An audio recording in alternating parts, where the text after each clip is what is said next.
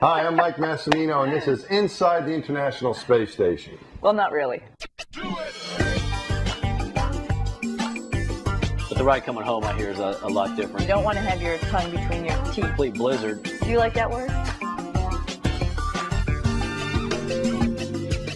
And we're going to talk with Joe Acaba and Sonny Williams about their upcoming space flight. What would you say the difference would be, the launch experience between the shuttle? It is closer. You're both right. Inside and outside of the spaceship, let's say. I'd say it is closer, but the rocket's smaller. And so the impression for the sound and the noise, I think it's similar from what I felt. That part of it. The big difference is I've only seen I kind of saw one. I was Dan Burbank's backup, so I was out there in a blizzard. In a blizzard. Yeah. The shuttle doesn't launch in a blizzard. You didn't really see anything. Right. That's why you kind of saw it. So I kind of saw it. I think it was out there. I saw this little bit of light, but that's a huge difference. Where a shuttle flight, it's a nice day. I worked as a C-squared down there. Yeah. You have a little bit of wind. Okay, we're not going to fly today. Yeah. There's a lot of requirements. These guys, up to like 60-mile-an-hour winds. It was a complete blizzard, and they launched. Yeah. And the funny part about it, they didn't know probably, aside from people telling them it was a blizzard, because in the Soyuz you have a protective cover over you, so you can't see outside. Like in the shuttle, we got, of course, windows there for everybody to see so they can fly it. But the Soyuz, you're just sitting in this encased little capsule, and people would tell you, it's freezing out here, it's blowing snow, we can't even see you. It doesn't even matter. I had a clue that it was snowing on his walk to the spaceship. Yeah, we had to get him there. The walk. He looked like a Snuggie. He was all wrapped up. He had that, whatever. It looked like a bunch of monks walking out. I don't think, though, that's not to keep him warm, though. I think they're warm. To protect the suit. The suit. It was. It was all the suit. Yeah, it wasn't for that. He knew it was snowing. Yeah. He was walking through the weather. So, all right. So it's a bit. And how about on the? You haven't been on the Soyuz yet either for this launch, but what are the major differences do you think you'll experience between a shuttle launch and a Soyuz launch? Or are they similar? One thing you mentioned, I guess you don't see very well on the. You don't have the big. You don't have the outside visual picture at all. From what we saw, we saw the vehicle. Actually, we've both been in the vehicle when it's been under its cover. Because they put the rocket together only like 3 days before launch. It's pretty incredible, actually. We see the vehicle the actual Soyuz vehicle about 2 weeks before launch, and then they put it in its protective shroud, and they stand it upright, and we get to go in it when it's like that. And sit in your seat, which is pretty squishy. The shuttle is, everybody has their chairs and they're sort of lined up, all right next to each other. You turn around, you have a little bit of room to move around, even though it seems a little squishy. In the Soyuz, it's me and Joe. Your size would be like right in the center of us, and we'd be all close together and snugged up together. So there isn't much room in there at all to move around, and your knees are a little bit up in your chest, like this as you're sitting in the chair. Out of that thing. You'd have a good time. It would be hard, yeah.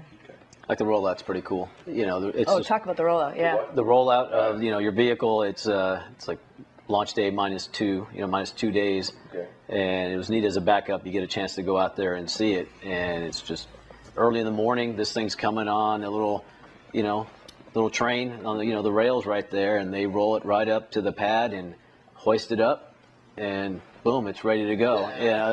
The shuttle's out there for months, a good 30 days in advance, and it's sitting out there, and this thing, it's if you go there 3 days before launch, where's the launch pad? You don't see it. So it's pretty cool to see that difference. So is the railroad car is also the launch pad, so to speak? Pretty much, it rolls it out there, and then they have this mechanism where they just hoist it up and they put it on their launch pad. And yeah. So it doesn't have all the support structure from what I've seen, like the shuttle has, right? And the shuttle had we could have the different levels and the toilet and everything else you had up there. You don't have all that support structure. It's not quite as elaborate. Not as elaborate as that. Yeah. It's pretty elegant, though. It is. The vehicle's actually meaning it's just sitting on 3 pegs. It's it's hanging out there, and when it launches, and there's some support structures, just pretty much for like wind and stuff like that, because they don't want the vehicle's pretty tall. We could talk about what it looks like. Yeah, blizzards, whatever. Something to hold it up. So just sort of to support it just a little bit. But when the vehicle launches, and those are on weights. And when the vehicle launches and its thrust is greater than those weights, all the support structure just falls away because the thrust is bigger than the weights, and it just launches off of the 3 pegs that hold it there. So there's no pyro bolts that hold it, no mechanism that you have to worry about is going to fail. If the main engines of the Soyuz works, it's going. So that's sort of nice to know. Yeah. Elegant, I think, is a good way to describe it. Do you like that word? I like it. It's elegant a lot of times. Okay, elegant to probably the people that are watching the Kardashians right now has one meaning. Right. But elegant to engineers has a different meaning. That's why Simplistic I'm glad you used it. perfect, It means, simplistic, perfect, very kind of clever, nice way to do things. The launch, the acceleration, and so on. Is that? Do you think that is going to be similar to what you experienced on shuttle? Or is it smoother? Or I don't know. How would you describe it? Can you From describe video, your experience on the shuttle and what you expected? Well, from video from inside the Soyuz, because we also, as backups, you were in the SAR room, right? So we get to go where the search and rescue folks are, because they're all lined up ready to go in case anything happens, and they have communications to all the assets downrange. And inside there, they had TV, so you could see what's going on inside the capsule. And that's been like that since forever, because they've always want to know how the crew feels. This is a question that happens all the time. How's the crew feeling? The crew's feeling fine. And they're watching you on video just to make sure everybody's okay. So as you're watching them, it's really pretty smooth, because it's a liquid rocket. And so it's not a bunch of vibrations until the staging happens. And then you can really see people bounce around when the staging happens. But the profile is, I think, pretty similar. You know, you do the centrifuge training out there like you do for a shuttle flight, and so going uphill, it seemed, pretty much the same. G-force and all that. But the ride coming home, I hear, is a lot different on the Soyuz as compared to the shuttle. It's like you're coming back on a nice jetliner, and it's maybe home, and well, Soyuz a little different. It's if you ever hear some of the audio from a Soyuz landing from inside the capsule, it's not pretty. So it's going to be rough on is what the big boom at the end.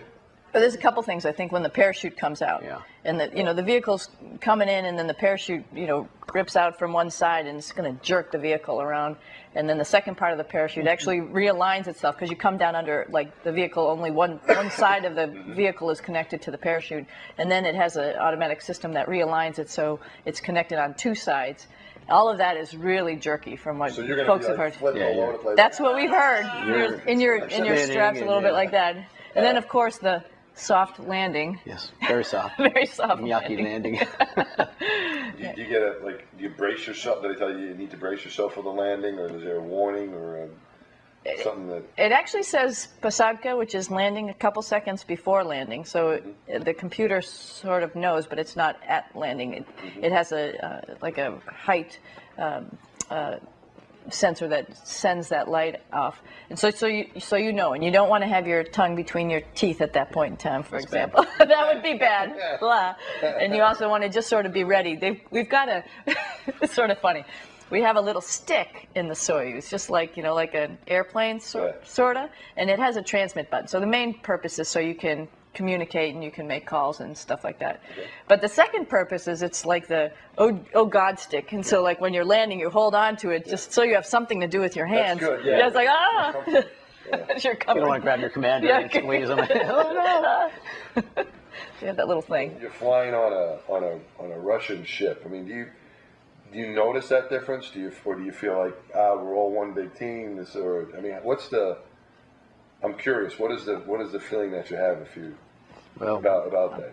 We're speaking in Russian, so that's a big difference. You definitely know you're on a Russian vehicle, and just the way the Russians do things, it's it's fairly simplistic, but it's very reliable, and I think it's a little bit different. Shuttle is very complex, and but it's weird, having to go, and train in Russia and go out there and then launch from Kazakhstan. It's a lot different than launching from Florida, and just the whole mentality of it, and we don't have that capability to do it now, and but it's an international program, and so I think it's great that we're working together, and if we talk about doing greater things in the future, we're going to have to work together. So I think this is really a pretty neat transition, going from where you have these two separate entities that have been working in space, and now you're kind of getting together to actually get into space, and I think it's good for what we might do in the future.